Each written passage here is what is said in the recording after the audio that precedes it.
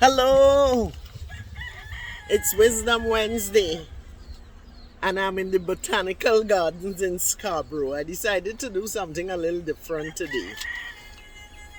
So, I am here with the birds, and we're hearing a rooster, and there are hens and chicks, and loads of insects. But we all belong, and we're going to share this space for a little while. I'm going to read excerpts from an essay. It's going to be probably a little over 15 minutes long. And what I am hoping is that, after listening, people will give their impressions and make comments, etc. And then I could probably build on that. All right, so here goes. I am Deidre Prescod. I write under the name Deidre Prescod. And I've written 3 books. I hope you all don't mind me fanning and things forever more, because there are some insects that are intent on kissing me. All right, let's go. The name of the essay I'm going to read is There to Here to Over There. And it is from Coming Through with a Boule. There to here to over there. I have been manipulated and lied to. I have been molested, raped, deceived, beaten, and humiliated. I have known abandonment and fear. I have been told to my face I would never amount to anything. And when I do try, I am told it is not good enough. I have been unfairly judged and treated. I am compared and measured against people whose nurturing means and circumstances was everything mine was not. This lament, to varying degrees, can be the voice of any of us, man, woman, or child. The additional confinement of financial straitjackets limit options and further amplifies anxiety and dread. How many generations back should I go in outlining the countless reasons that made me who I am today? All the whys that are responsible for my inability to conform and behave as though everything is as it should be. But it is not. Everything is not as it should be.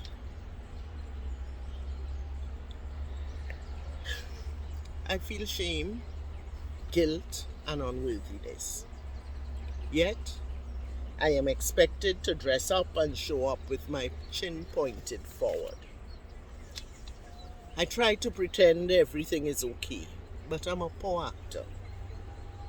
My rejection, betrayal, hurt, disappointment, grief, and confusion are overwhelming.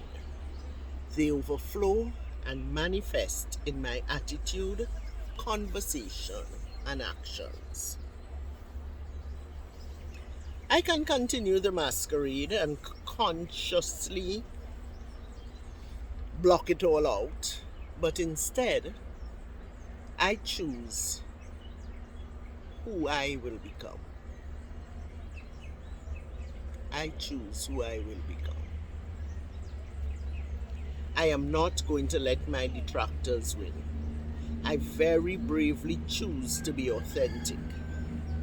But can I reclaim my lost innocence and wonder? Do I even want to? Is it planned and expected and considered okay for me to be a casualty of my traumatic experiences? My battering is obviously orchestrated to infect me with the viruses of hatred and revenge. So I too can continue the work of my tormentors by creating demons of a similar ilk. For trust me, That is what we are doing when we engage negativity with negativity. Our lives are controlled by things that cannot be seen and spiritual laws we do not understand, leaving us at the mercy of those who know how to manipulate spiritual energies. And we are left at their mercies. But the scary part is that we engage and manipulate unseen energies, whether we know what we are doing or not. Our core beliefs, disposition, polarity of thoughts, and how we express emotions are our remote controls, which open portals and give demons life in the physical realm.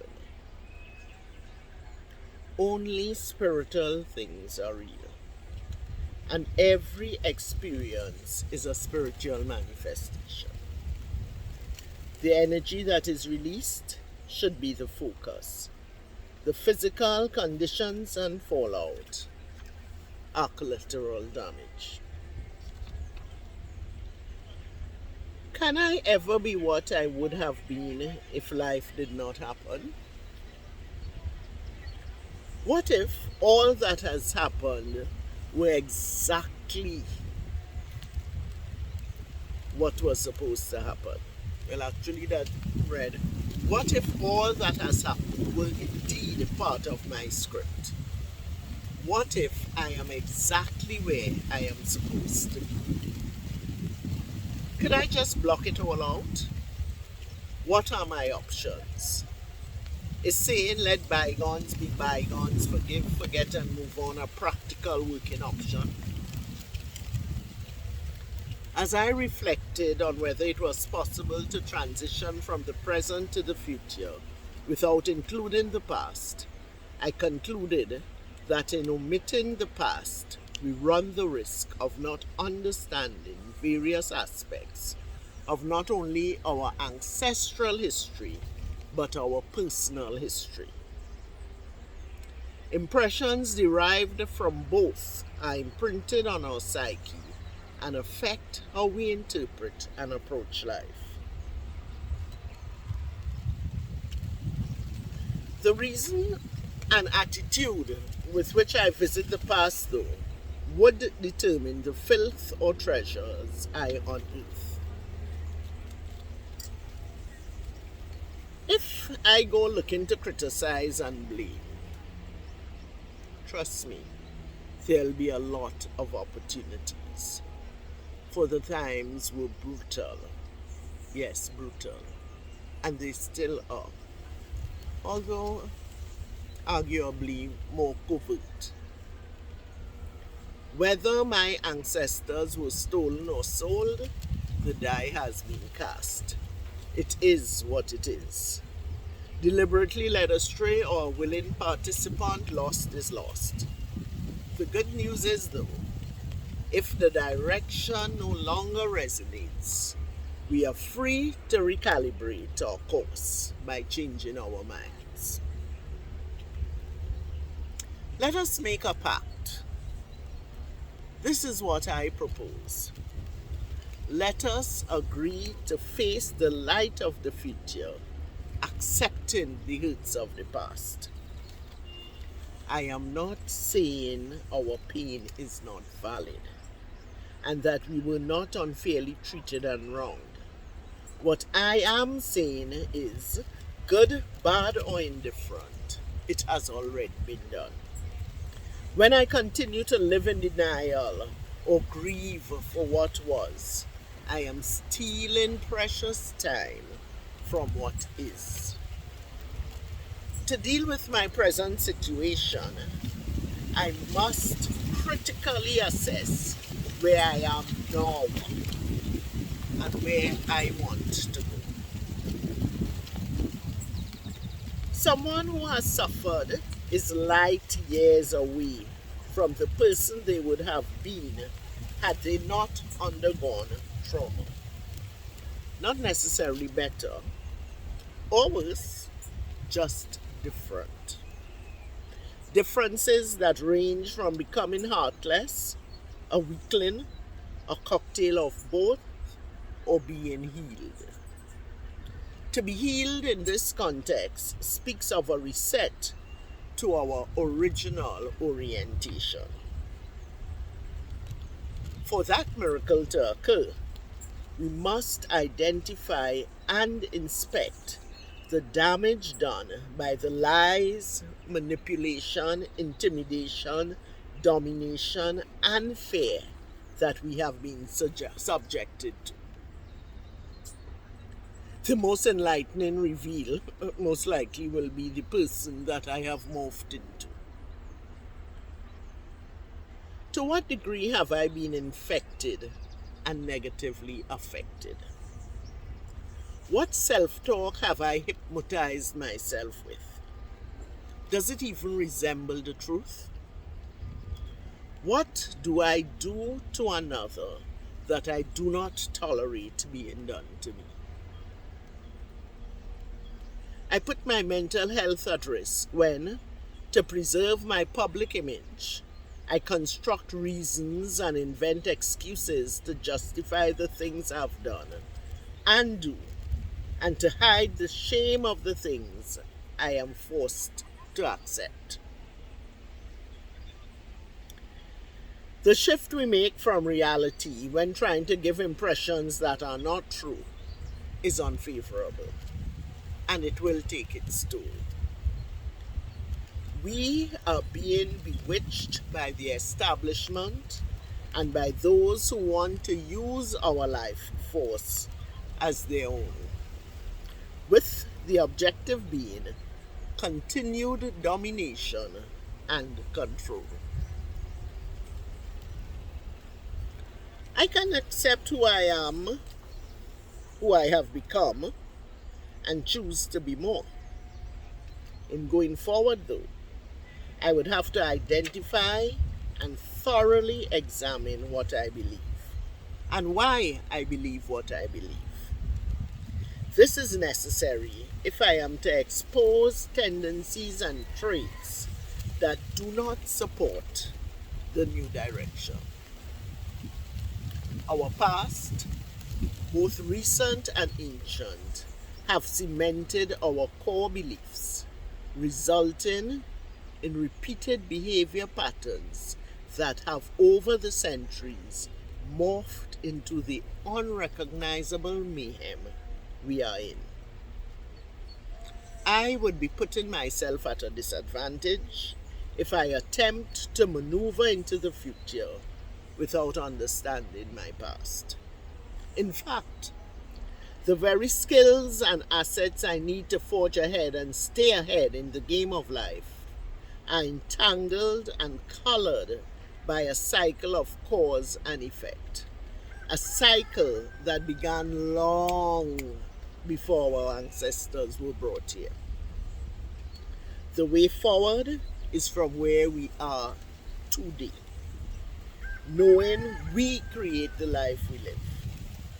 Even though I am horrified with what has transpired and still feel the pain of abuse, acceptance is key in the onward thrust. I will forge ahead. Acceptance will assist with my adjustment. I reason that our minds are the main target of anyone who wants to dismantle our brand of genius. Be vigilant in its protection and nourishment. We need to look at the entire scenario factually, choosing to love and exhibit compassion to self and others. To empower the descendants of trauma and violence, the past, present, and future cannot be separated, as it is one continuous expression of an abused people and their journey of healing and reclaiming responsibility for self. If I am dedicated to making peace with my life's traumas, perceived inadequacies, and instances where I displayed poor judgment, I need to focus more attention identifying and owning the ways in which I sabotage myself. Lies can lead us astray and rob us of access to the power that accompanies truth. Granted, we have been lied to our entire lives in some form or another, and we may not be able to prevent others from lying to us in the future. But we can be more consciously aware of the lies we tell ourselves. Do we believe that all our habits are in our best interest? Can we really grow and transform without conflict? Admittedly, we live in an unfair world, where for one reason or another we can be made to feel less than, be it because of gender, ethnicity, financial or social status, political affiliation, religious beliefs, and it goes on and on. Every choice we make in our lives either supports or diffuses false beliefs. Let us choose wisely by focusing on growth and transformation. The conflicts, aka lessons, have served their purpose. Alrighty, that's it. Lots of food for thought. Bye, till next time. Love, love.